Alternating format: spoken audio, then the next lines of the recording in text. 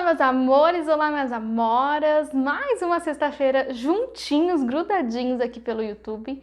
Espero que vocês estejam bem, espero que vocês estejam se cuidando, que vocês estejam cuidando da saúde mental de vocês, tá? Estamos aqui desse lado torcendo para que tudo se resolva e que logo logo a gente possa estar juntinho novamente dentro da sala de aula, que é onde a gente gosta de estar, né?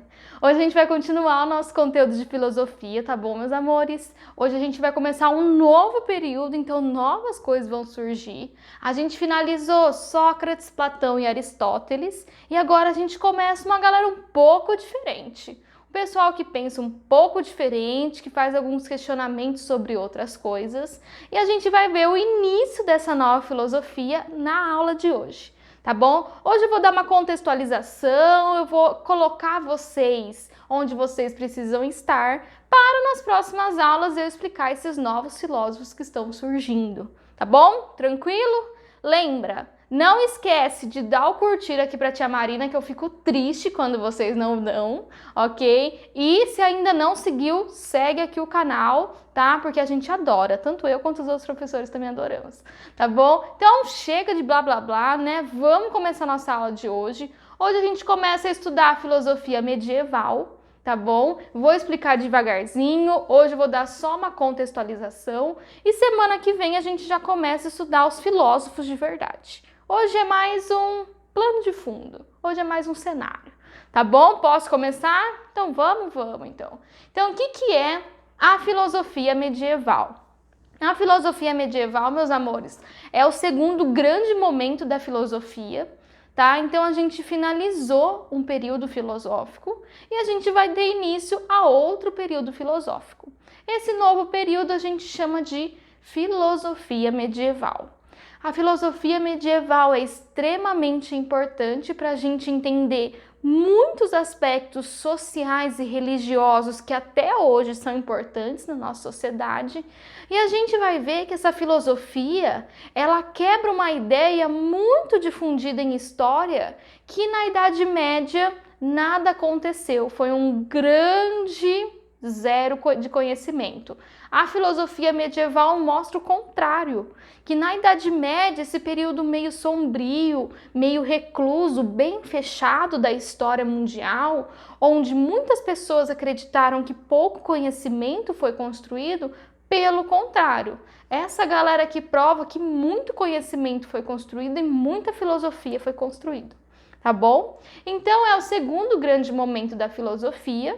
Tá? O primeiro grande momento a gente já estudou, que é a filosofia grega ou a filosofia antiga, também filosofia clássica, tá bom? Então a filosofia antiga ou a filosofia grega, ela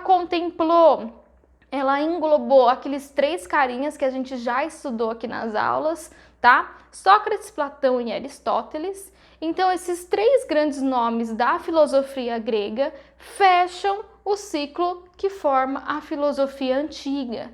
Então, toda vez que vocês escutarem filosofia antiga, filosofia clássica, filosofia grega, é desses três carinhas que a gente está falando. Então, quando que começa essa filosofia medieval? Ela começa, como o próprio nome já diz, durante a Idade Média. Lembrando, a Idade Média ela começa bem com o final, tá, do Império Romano. Quando o Império Romano cai, o medievalismo, a Idade Média, o feudalismo começa a surgir e começa a se espalhar como uma forma de proteção na Europa. E isso muda profundamente vários aspectos da Europa daquela época, tá bom? Então, nesse novo processo social, econômico, cultural, também vai surgir uma nova filosofia, tá bom? E a gente não pode deixar de relacionar a filosofia medieval com a Igreja Católica, tá? Elas estão profundamente em conexão, uma faz parte da outra, para falar a verdade, e a gente vai ver como a Igreja Católica influencia profundamente as ideias que a gente vai ver na filosofia medieval. Tanto que vários filósofos medievais eram padres, eram bispos, pertenciam ao clero da Igreja Católica. Tudo bem, meus amores? Posso continuar? Tá tranquilo? Então agora para a gente entender bem do que a gente está falando, eu vou dar uma mini aula de história, só para a gente poder contextualizar a questão do feudalismo, tá? Então, se já teve aula de história, é bom para revisar. Vamos lá, então. O que é a Idade Média? Na Idade Média, a gente tem toda uma sociedade europeia centralizada em feudos, na verdade descentralizada, tá? O que significa isso? Toda a Europa, ou grande parte da Europa, estava entrando em feudos, em pequenas propriedades de terra, ok? Muradas, e a sociedade acontecia dentro desses feudos, não tinha muita interação entre os feudos. Dentro desses feudos, o que acontecia? A gente tinha uma economia basicamente rural, a gente ainda não tem a Revolução Industrial, ela só acontece lá em 1760, e essa economia rural, ela é uma economia para abastecer o feudo. Ponto, meus amores. A gente não cria no feudalismo uma economia de exportação, uma economia de sobra, uma economia de mercado. Nada disso. Tudo que é plantado é consumido dentro do feudo. Por que, Marina? Porque não tem tantas interações, ok? Porque eu não fico indo de um feudo para outro. Eu pertenço a esse feudo e aqui eu vou ficar. Por isso que essa economia rural, ela também é uma economia do quê? Subsistência.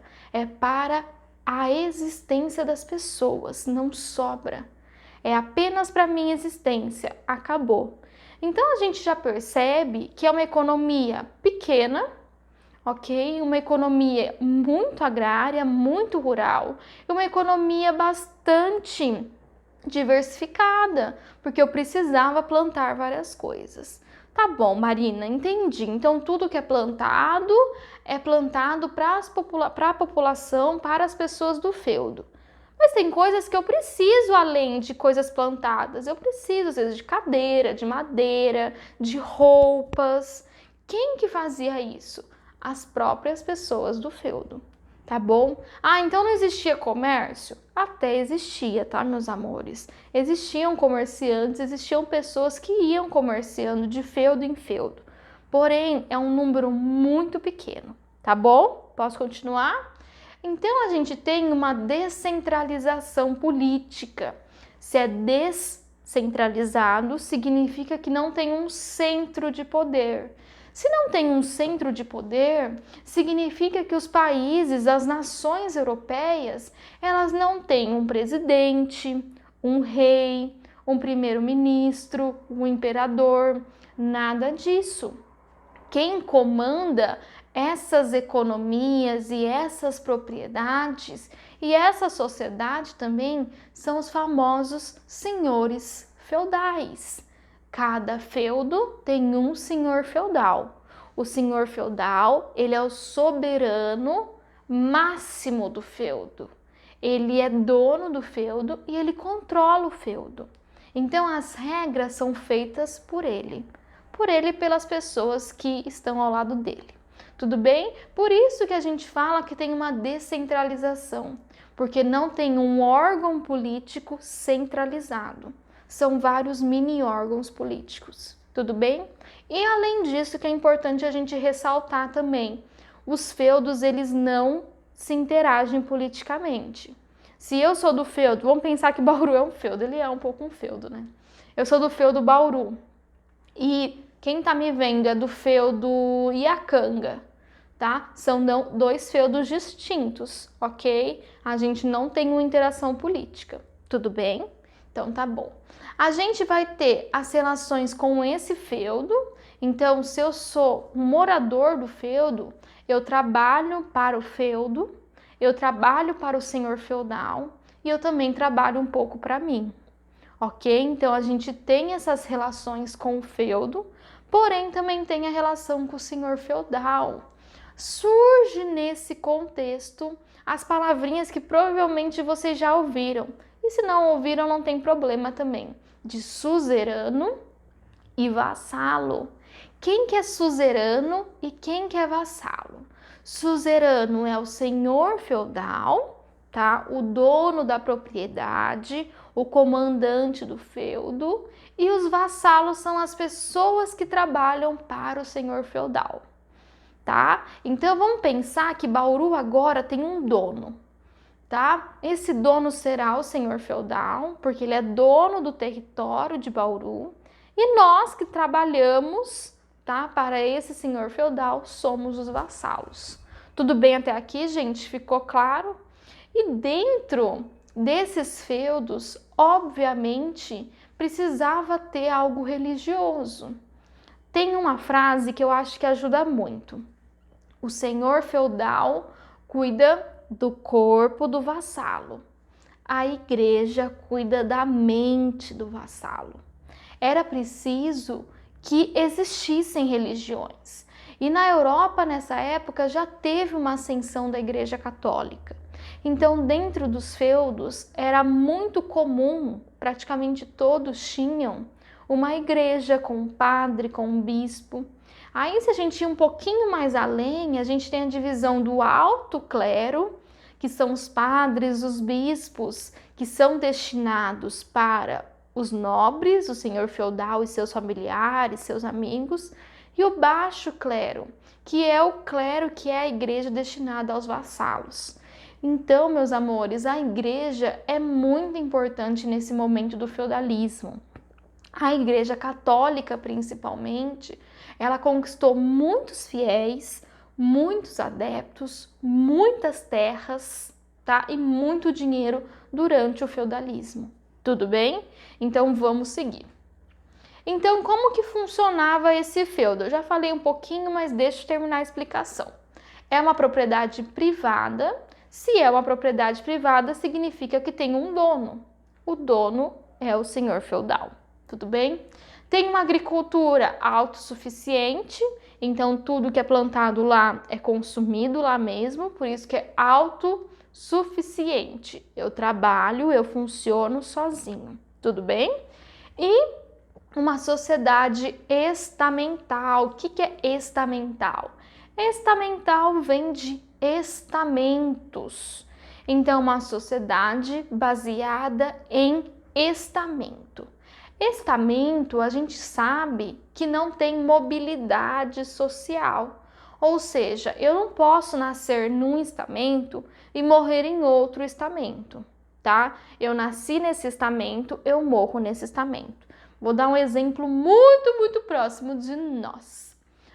Vamos supor que eu, Marina, tá? Nasci na classe A. Mentira, tá, gente? Só piada. Nasci na classe A, a classe mais alta da nossa sociedade, economicamente falando.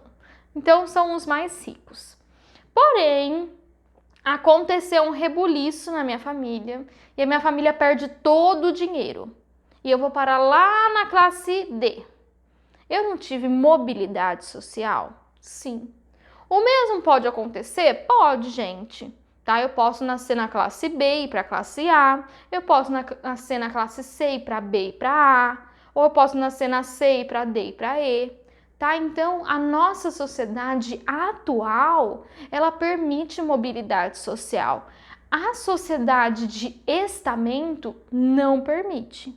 Então, se você nasceu vassalo, se você nasceu servo, você vai ser servo para sempre, ok? Assim como se você nasceu senhor feudal ou parente muito próximo do senhor feudal, você vai pertencer à classe dos nobres para sempre, ok? Não tem mobilidade, não tem mudança, ok? Tudo bem?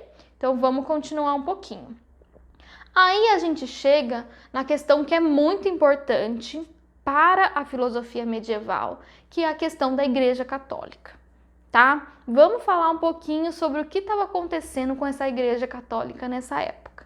Então a gente tem a Igreja Católica como uma instituição extremamente centralizada, tá? E organizada. A gente tem um cabelo me irritando, não sei onde que é. O que é centralizada? Ela tem um centro. E nessa época, a Igreja Católica ela já estava centrada em uma cidade, na cidade de Roma, ainda não era Vaticano. tá? Então ela já tinha um centro de poder. Ao mesmo tempo, ela também já é organizada, ela já tem uma organização interna. Então, ao contrário do feudalismo, que era descentralizado, a Igreja Católica ela é muito centralizada. Até hoje ela é centralizada, ok? Hoje, todos os padres, independente de onde eles estão, eles podem estar na Austrália, eles podem estar na Rússia, eles podem estar na Etiópia, nos Estados Unidos ou aqui no Brasil. Todos eles respondem ao Vaticano, lá em Roma. Tá em Roma, tá? Mas são os estados pontífices. É um estado sozinho, é como se fosse um país. Tá? Então todos respondem ao Papa, que atualmente é o Papa Francisco. E é uma organização desde muito cedo, muito bem organizada. Tá? A Igreja Católica sempre foi muito organizada e isso fez muita diferença nessa época de Idade Média, tá bom? Além disso, nesse período, a Igreja Católica tem uma expansão territorial gigantesca. Só para a gente ter ideia, se a gente pegasse toda a Europa que vivia no sistema feudalista, 1/3, então de 3, 1 eram terras, eram propriedade da igreja, tá? Então 1/3 das terras que permitiam a agricultura, 1/3, tá? 1/3 era da Igreja Católica. Meus amores, o quanto isso não significa em termos de riqueza e de poder? Muito, muito, muito, muito, tá? Além da expansão territorial, a Igreja Católica nessa época tinha um monopólio tanto cultural, porque eram eles que passavam a cultura, quanto comportamental, tá? O comportamento.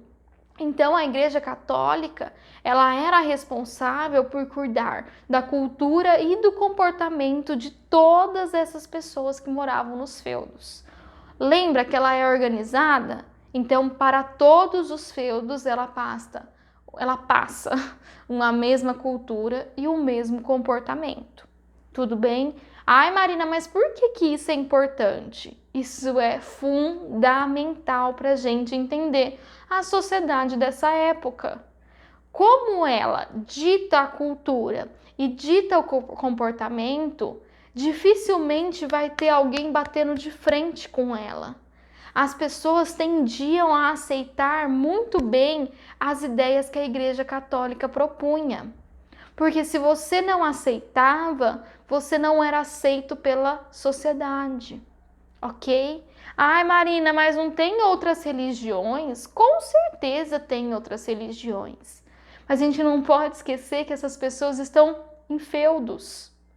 Ok, meus amores? Eles estão trancados, eles estão fechados, tá? E isso impede que eles conheçam novas religiões, que eles troquem ideias, que eles conheçam outros mundos, outras palavras, outros deuses, porque existem outros deuses, ok? Então eles acreditam no que falam para eles e ponto, finalizamos por aí.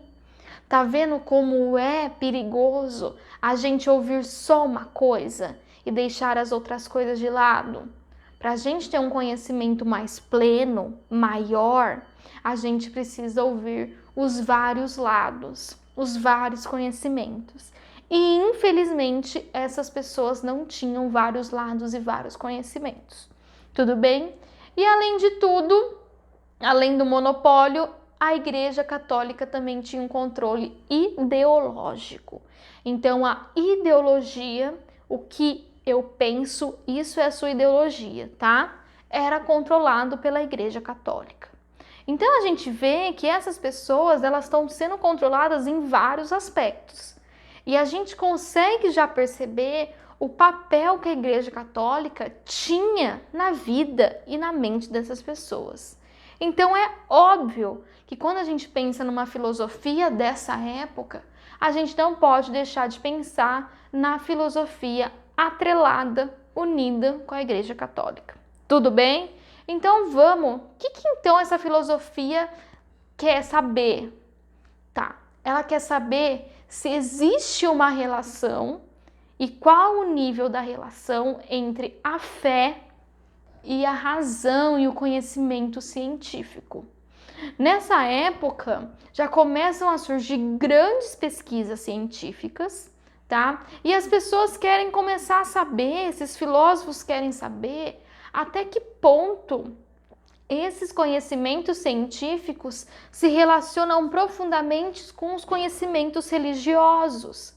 Então, eles querem entender a relação entre conhecimento científico, racional, pesquisa científica, ciência e dogmas religiosos. Então, eles querem colocar em contraste o que o cientista diz com o que a Bíblia diz. E eles vão travar essas batalhas durante muitos e muitos e muitos anos. Ok? Então eles vão querer saber se realmente Deus existe, como que está formulado o universo, como que, se Deus ele controla tudo, a gente tem liberdade. São reflexões muito profundas e muito válidas até os dias de hoje. Então, até os dias de hoje, a gente sabe como é forte isso daqui. A gente sabe como muitas pessoas ainda não souberam diferenciar ou não souberam unir a questão da ciência com a fé. Tudo bem? Mais do que nunca, hein, gente? Nesse 2020 a gente tá vendo isso daqui. Então vamos seguir. Então o que eles pensam? Quais são as principais reflexões?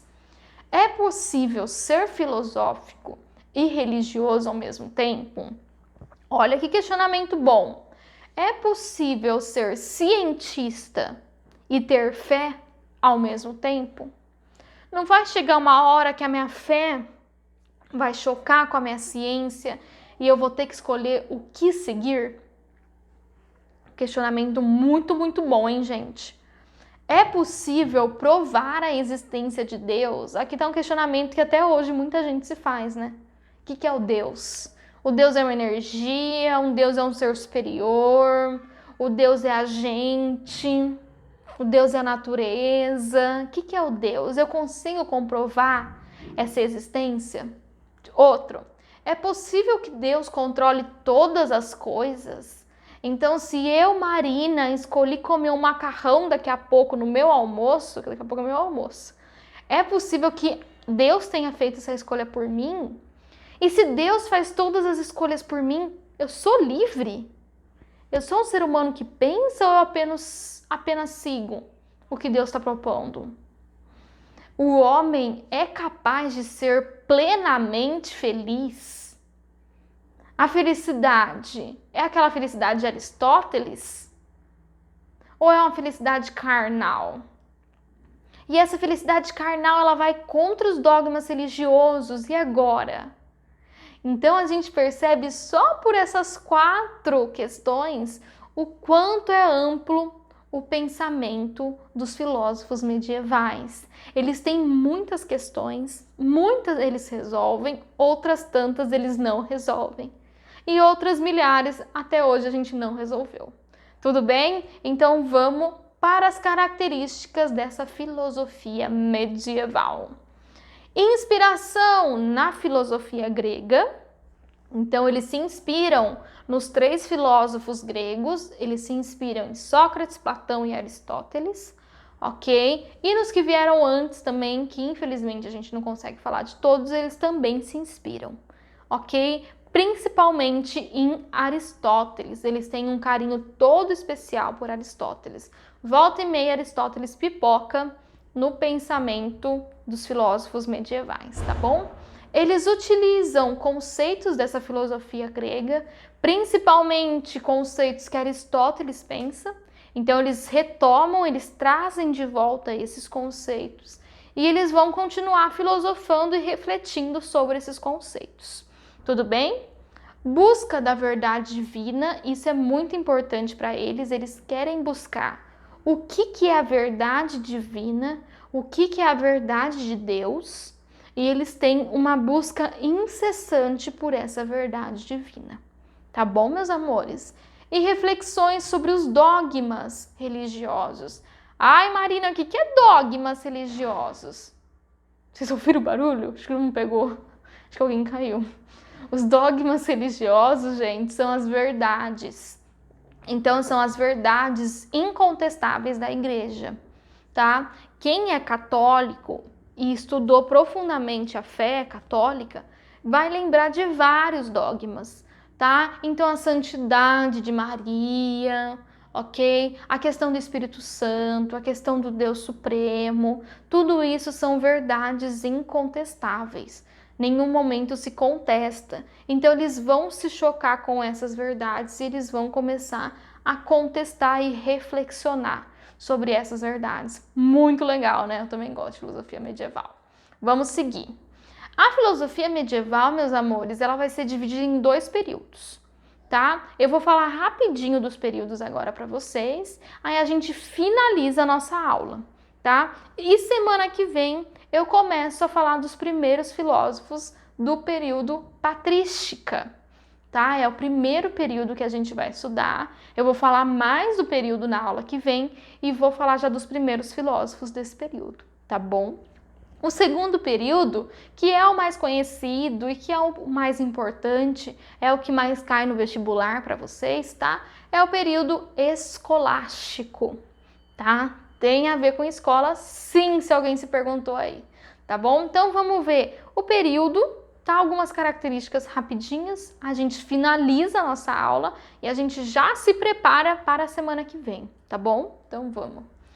O período patrística vai dos séculos 2, tá? Até o século 8 antes de Cristo. Depois de Cristo, maluca.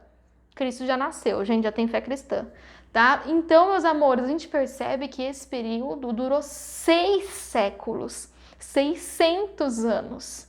É muito tempo, gente, tá? Então, muita coisa foi criada durante esse período, tá? A maioria dos filósofos desse período são filósofos e padres, ok? Então, a gente vê como que essa filosofia nasce no interior, no cerne mesmo da fé cristã, tanto que os principais representantes dessa fé cristã estão sendo os grandes filósofos, são os padres, tá?